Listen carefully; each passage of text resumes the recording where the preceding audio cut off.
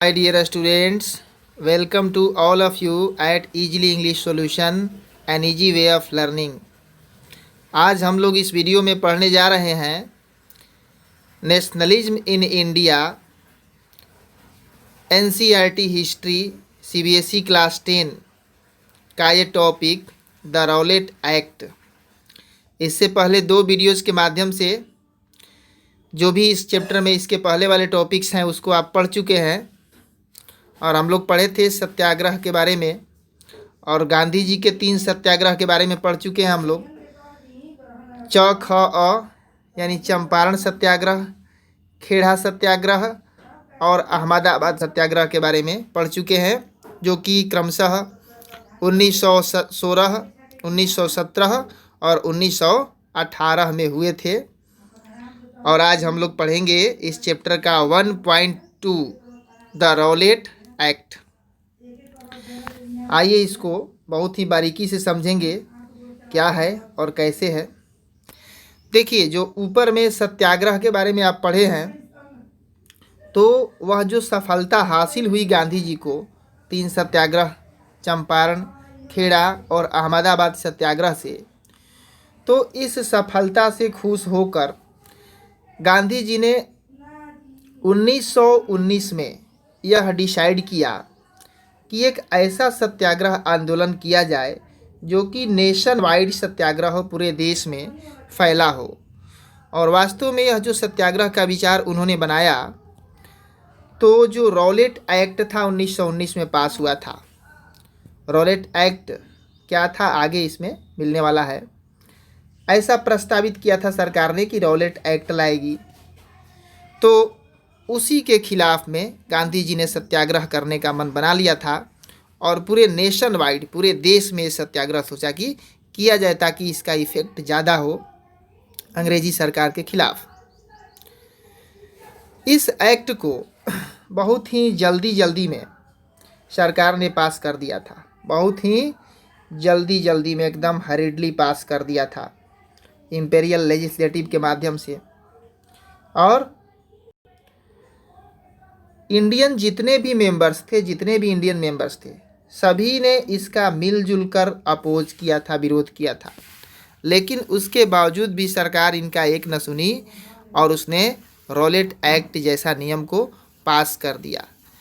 अब आइए समझते हैं कि ये रॉलेट एक्ट था क्या, आखिर ये क्या नियम था, कैसा था, जिसका कि सभी भारतीय विरोध कर रहे थे, क्यों विरोध कर रहे थे और क्यों गांधी जी इसके खिलाफ में पूरे नेशन वाइड सत्याग्रह ही लाने का विचार बना लिए। कुछ तो बुराइयां अवश्य ही इसमें होंगी। तो देखिए, इसकी बुराई क्या थी। यह जो सत्याग्रह था, it gave the government enormous power to repress political activities. यह ऐसा नियम था जो सरकार को बहुत ही ज़्यादा शक्ति देता था, बहुत ज़्यादा पावर देता था किसी भी तरह के पॉलिटिकल एक्टिविटीज़ को रिप्रेस करने के लिए। यानी कोई भी यदि राजनीतिक काम हो रहा है, उनके खिलाफ यदि क्रांति हो रही है, विरोध हो रहा है, धरना प्रदर्शन हो रहा है, तो उसको कुचलने की शक्ति सरकार को मिल गई। यानी अपने पक्ष का कानून बना लिया कि भारतीय कुछ भी इस तरह का करेंगे तो हम उनको कुचल देंगे, दबा देंगे, मार पीट देंगे, कुछ भी करेंगे। तो वास्तव में क्या था, मुख्य पावर जो था, allowed detention of political prisoners without trial for 2 years। देखिए, सरकार को ये पावर दिया गया था इस नियम में कि कोई भी यदि पॉलिटिकल प्रिजनर है, कोई भी राजनीतिक एक्टिविटी करते पकड़ा जाता है, तो उसको सरकार पकड़ करके और 2 वर्षों तक जेल में डाल सकती है, बिना ट्रायल का, यानी बिना कोर्ट में किसी जज के सामने पेश किए ही। आज क्या कानून है कि यदि मान लीजिए आप कुछ भी करते हैं तो आपको पहले जज के सामने पुलिस पकड़ेगी, उसके बाद जज के सामने पेश करेगी। तो जज इस बात का डिसाइड करेगा कि आप दोषी हैं कि नहीं हैं, आपको जेल दिया जाना चाहिए कि फांसी दिया जाना चाहिए कि छोड़ देना चाहिए। तो जैसा जज का आदेश होगा वैसा ही किया जाएगा। लेकिन उसमें था कि ट्रायल करना ही नहीं, बिल्कुल कोर्ट में ले जाना ही नहीं है। जो पुलिस अफसर अरेस्ट करेगा वही डिसाइड कर लेगा और बिना जज के सामने दोष सिद्ध हुए ही आपको 2 ईयर्स तक, 2 वर्षों तक रखा जा सकता था डिटेंशन में, यानी कि नज़रबंद करके, जहाँ मन तहाँ छुपा कर, या नहीं तो कैद में। तो यह तो बिल्कुल काला कानून हुआ। Mahatma Gandhi wanted non violent civil disobedience against such unjust law. देखिए गांधी जी क्या चाहते थे कि इस तरह का जो कानून है, बिल्कुल ही कानून नहीं, एकदम बेकार कानून, भारतीयों को दबाने वाला, गैर कानूनी काम कहिए, ये कानून कहाँ है।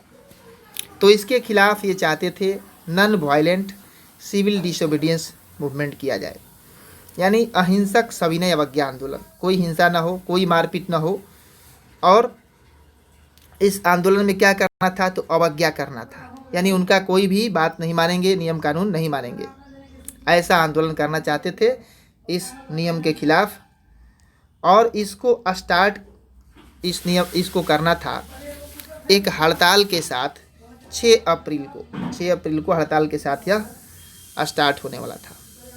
तो देखिए अब 6 अप्रैल को क्या हुआ, रैली का आयोजन किया गया बहुत सारे शहरों में, और जो भी वर्कर्स थे, जो भी काम करने वाले भारतीय कर्मचारी थे, रैली तो ऑर्गेनाइज हुआ, और भारतीय जो वर्कर्स थे वे स्ट्राइक पर चले गए, हड़ताल पर। जो रेलवे में काम करते थे वे सभी दुकानें बंद हो गई, और इस प्रकार की एकदम बंदी का स्थिति हो गया। तो सरकार ने क्या देखा कि ये सब तो बहुत ही डिस्टर्ब करने वाली एक्टिविटी शुरू हो गई। सरकार चौकन्ना हो गई कि कहीं बहुत ही लोकप्रिय आंदोलन न हो जाए। दूसरा चीज़, कम्युनिकेशन का अभाव न हो जाए, रेलवे का नेटवर्क बंद हो गया, और टेलीग्राफ वाले में जो काम करने वाले कर्मी थे, टेलीग्राफ जो मैसेज सेंड करने का एक कम्युनिकेशन का वे था। तो इस तरह का डिस्टरबेंस जो हुआ, तो सरकार बहुत ही चौकन्ना हो गई। अब जो ब्रिटिश एडमिनिस्ट्रेशन थी, जो अंग्रेज़ों की सरकार थी, उसने सोचा कि हम जबरन क्लैंप डाउन कर देंगे, यानी मार पीट करके, और ये जो नेशनलिस्ट हैं, जो राष्ट्रवादी लोग हैं, इनको हम दबा देंगे। ऐसा डिसीजन लिया, बिल्कुल मार पीट कर, यानी जबरन कुचलने का, ब्रूटल रिप्रेशन कह सकते हैं इसको, ब्रूटली रिप्रेस करने का, उग्र तरीके से दबाने का डिसाइड किया। अब देखिए इसमें किया क्या गवर्नमेंट ने, जितने भी पहले लोकल लीडर्स थे, क्षेत्रीय नेता थे छोटे छोटे, उनको उठा लिया अमृतसर से। अमृतसर पंजाब में ही मुख्य रूप से हुआ था। महात्मा गांधी को दिल्ली में जाने से रोक लग गया कि आपको दिल्ली में नहीं आना है, नहीं तो सोचा होगा लोग कि और भी ज़्यादा आंदोलन भड़क जाएगा, आएंगे गांधी जी तो एक the most popular public figure थे। अब 10 अप्रैल को अमृतसर में पुलिस ने फायरिंग कर दिया एक पीसफुल प्रोसीजर के ऊपर। बिल्कुल शांतिपूर्ण तरीक़ा से लोगों का एक जुलूस जा रहा था, और उसके ऊपर फायरिंग कर दिया। अब जो ये फायरिंग किया, तो लोगों ने क्या किया, लोग इसके विरोध में जितने भी गवर्नमेंट बिल्डिंग्स थे, गवर्नमेंट के प्रतीक थे, सब पर अटैक कर दिया। बैंक्स हो, पोस्ट ऑफिस हो, या रेलवेज हो, रेलवे स्टेशन, सब पर लोगों ने उसके विरोध में अटैक कर दिया। उसके बाद क्या किया गया कि वहाँ पर स्थिति को नियंत्रित करने के लिए सरकार ने मार्शल लॉ इम्पोज कर दिया। मार्शल लॉ यानी आज जैसे कर्फ्यू है, वैसे ही मार्शल लॉ था। बिल्कुल ही कहीं मूव नहीं करना है, किसी को 4-2 आदमी का भीड़ नहीं लगाना है, तो इस तरह का। और इसका कमान दे दिया जनरल डायर को।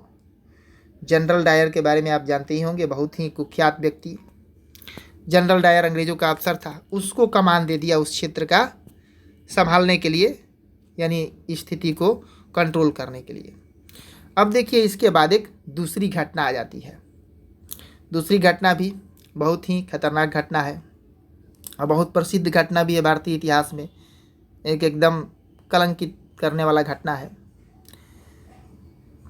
13 अप्रैल को जो जालियांवाला बाग है पंजाब में, अमृतसर में, वहाँ पर जालियांवाला बाग हत्याकांड के बारे में आपने सुना ही होगा, वह हो जाता है।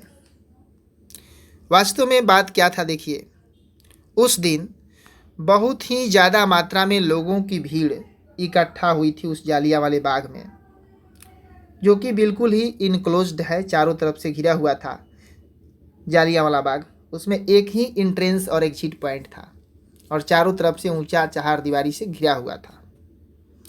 अब देखिए वहाँ लोगों की जो भीड़ थी वह किस लिए भीड़ थी, किस प्रकार की भीड़ थी। तो कुछ लोग तो आए थे, ये जो सरकार की नई दमनकारी नीति थी, रिप्रेसिव पॉलिसी, तो इसके खिलाफ प्रोटेस्ट करने कुछ लोग आए थे, विरोध करने के लिए आए थे और मीटिंग कर रहे थे अपना। तो जबकि दूसरे कुछ ऐसे भी लोग थे जो बिल्कुल पॉलिटिकल एक्टिविटी से उनका कोई लेना देना था ही नहीं, बल्कि वे लोग तो आए थे जो एनुअल बैसाखी फेयर है, साल में वहाँ एक बार बैसाखी एक त्यौहार होता है सिख लोगों का, तो उस त्यौहार का के उपरांत जो मेला लगता है उस मेले का आनंद लेने आए थे, वहाँ घूमने आए थे। कुछ लोग उसी में बैठक कर रहे थे, कुछ लोग मेले का आनंद लेने आए थे। तो देखिए वह जो जगह था वह जगह शहर से बहुत दूर था और बहुत सारे ग्रामीण ऐसे थे जो मार्शल लॉ के बारे में जानते भी नहीं थे कि मार्शल लॉ इम्पोज किया गया है, मार्शल लॉ लगाया गया है, तो यहाँ भीड़ नहीं लगाना है। जाहिर सी बात है उस समय उतना मीन्स ऑफ कम्युनिकेशन वगैरह था नहीं, जल्दी न्यूज स्प्रेड नहीं हो पाता था, तो लोगों को इस बात की पता नहीं थी कि भाई इधर मार्शल लॉ है और हम लोगों को भीड़ नहीं लगाना है। ग्रामीण क्षेत्र भी था, शहर में जल्दी घटना होती थी तो फैल जाती थी, तो इसलिए लोगों ने भीड़ वहाँ लगाया हुआ था। अब ये देखिए जनरल डायर ने इसके ऊपर क्या किया। जनरल डायर उस क्षेत्र में घुसता है और उस क्षेत्र में एंट्री मारने के बाद जो एग्जिट पॉइंट है जहाँ से वो निकल पाते जालियांवाला बाग से, उसको ब्लॉक कर दिया, उसको बंद कर दिया और फायर ओपन कर दिया। पूरे भीड़ पर फायरिंग करने का आदेश दे दिया। अनाधुंध फायरिंग होने लगा और इसमें सैकड़ों लोग मारे गए, सैकड़ों लोग मारे गए। और सरकार ने आंकड़ा भी इसका कम बताया था, मारे गए थे ज़्यादा लोग, और 300 कुछ लोगों का आंकड़ा बताया था, जबकि 1000 से ज़्यादा लोग मारे गए थे। तो देखिए इस तरह का काम किया, अनाधुन किसी भीड़ पर जो कि भाग भी नहीं सकती, चारों तरफ से ब्लॉक है और चारों ओर से गोलियां चला दी जाए तो कितने लोग मारे जाएंगे, निहत्थे लोग हैं। तो देखिए बाद में उसने जवाब क्या दिया इस बात का, कह क्या रहा है कि हमने क्या किया, तो एक मोरल इफेक्ट पैदा करने का प्रयास किया ताकि लोग जो हैं सरकार के नियम का पालन करें, नैतिक तरीके से रहें, ढंग से रहें, डिस्टर्बेंस क्रिएट न करें। यानी इनके मोरल इफेक्ट क्रिएट करने का तरीका है गोली चलाना। गोली चला के मोरल इफेक्ट क्रिएट करेंगे कि जो सत्याग्रही थे उनके मन में हमने डर पैदा करने का प्रयास किया ताकि कानून व्यवस्था जो है बनी रहे। खैर उसने तो जो किया सो किया। अब देखिए, अब यह जालियांवाला बाग की जो घटना थी, जब यह घटना चारों तरफ फैली, इसकी खबर लोग जाने, तो अब लोगों का भीड़ गलियों में अब इकट्ठा होने लगा। पूरे के पूरे जितने भी नॉर्थ इंडियन टाउन्स थे उत्तरी भारत में जितने शहर थे, लोग गलियों में सड़कों पर निकल गए। अंधाधुन हड़ताल होने लगा, पुलिस और लोगों में टकराव होने लगा और गवर्नमेंट बिल्डिंग्स जितने थे उन सभी के ऊपर लोगों ने अंधाधुन अटैक करना शुरू कर दिया। तो ये सब और भी स्थिति बिगड़ गई। सरकार ने तो जवाब देगा ही, सरकार जो तरीका था उसका सरकार ने जवाब दिया। सरकार तो बिल्कुल ब्रूटल रिप्रेशन, जबरन उग्र तरीके से लोगों को दबाने का प्रयास किया और लोगों को बेइज्जत करने का प्रयास किया, बेइज्जत भी किया, ह्यूमिलिएट किया, टेरराइज किया, डर पैदा किया लोगों के मन के अंदर। जो भी सत्याग्रही थे उनको फोर्स किया गया कि आप ज़मीन पर नाक रगड़िए पकड़ करके, और ज़मीन पर नाक रगड़िए और रेंगते हुए चलिए गलियों में। जो भी साहब अफसर थे अंग्रेजी अफसर, उनको सलाम कीजिए, सैल्यूट कीजिए, पकड़ पकड़ के लोगों से यही सब करा रहे थे। तो इस तरह की स्थिति हो गई। और पाकिस्तान का, जो पाकिस्तान में अब पड़ता है, उसके पंजाब प्रोविंस में गुजरावाला विलेज, तो आज भी पाकिस्तान में एक पंजाब प्रोविंस है, तो वहाँ पर गुजरावाला विलेज में क्या किया गया कि लोगों को कोड़े मारे गए और गाँव पर बम फेंका गया। तो इस प्रकार की हिंसा को देख करके कि हिंसा फैल रही है अब इस आंदोलन में, महात्मा गांधी जी ने डिसाइड किया कि आंदोलन को बंद करें, क्योंकि वो हिंसा कभी भी नहीं चाहते थे किसी भी आंदोलन में। तो इसलिए उन्होंने आंदोलन को बंद करने के लिए डिसाइड किया। ये चाहते नहीं थे किसी भी आंदोलन में हिंसा हो। ये जो रॉलेट सत्याग्रह आंदोलन था, देखिए अब इसका इम्पैक्ट क्या था, कहाँ तक इसकी पकड़ थी और कैसा मूवमेंट था। तो जो रॉलेट सत्याग्रह आंदोलन था, हालांकि ये वाइड स्प्रेड मूवमेंट था, बहुत दूर तक फैला हुआ था, लेकिन फिर भी यह जो है शहरों तक ही और टाउन तक ही सीमित था। देहाती और ग्रामीण क्षेत्रों में इसका ज़्यादा प्रभाव नहीं था। तो महात्मा गांधी जी ने अब महसूस किया कि हम एक ऐसा आंदोलन को लॉन्च करें जो ब्रॉड बेस्ड मूवमेंट हो, पूरे भारत में जो है जिसका प्रभाव हो। लेकिन सोचते थे गांधी जी कि इस प्रकार का आंदोलन जो है सिर्फ अकेले किसी एक खास वर्ग को लेकर नहीं ऑर्गेनाइज किया जा सकता है। जब तक हिंदू और मुस्लिम एक साथ मिलेंगे नहीं, तो इतना बड़ा देशव्यापी आंदोलन को नहीं किया जा सकता है। तो अब हिंदू और मुस्लिम को मिलाना होगा और इसके लिए रास्ता खोजना होगा। तो ऐसा करने का एक तरीका दिख रहा था और खिलाफत वाला मुद्दा दिख रहा था। खिलाफत इशू क्या था? तो देखिए, फर्स्ट वर्ल्ड वार में जब ख़त्म हो गया तो ओटोमन टर्की जो है, ओटोमन तुर्क, वहाँ के जो खलीफा थे वे हार गए थे वर्ल्ड वार फर्स्ट में। तुर्की के खलीफा, जो इस्लामिक हेड कहे जाते हैं खलीफा लोग, तो मुसलमानों के बहुत ही आदरणीय व्यक्तित्व थे और ऐसा अफवाह फैला हुआ था, ऐसा रूमर फैला हुआ था कि ये जो अंग्रेज़ हैं बहुत ही हर्ष ट्रीटी इम्पोज कर रहे हैं उनके ऊपर, बहुत ही कठोरतापूर्ण संधि लगा रहे हैं। हारने के बाद संधि लगाते थे उसमें लोग, यानी जितना हमारा लॉस हुआ है युद्ध में जीतने वाले पार्टी का, तो हारने वाली पार्टी उसकी भरपाई करेगी, ऐसा करते थे लोग। तो बहुत ही सख्त उनके ऊपर संधि ला दी जा रही, ऐसी अफवाह फैल गई थी ओटोमन तुर्क के खलीफा के ऊपर। और इस्लामिक स्पिरिचुअल हेड थे भाई, वो मुसलमानों के धार्मिक गुरु थे। तो अब सभी मुसलमान उनका समर्थन करना चाहेंगे ही और चाहेंगे कि हम अंग्रेज़ों के खिलाफ़ करें। तो इसलिए ये खलीफा को डिफेंड करने के लिए, उनको सपोर्ट करने के लिए यहाँ पर खिलाफत कमेटी बनाई गई थी भारत में, बम्बे में। मार्च 1919 में मुसलमानों ने खिलाफत कमेटी बनाया था। और इस खिलाफत कमेटी के नेता कौन थे? तो दो यंग जनरेशन के ही मुस्लिम लीडर थे।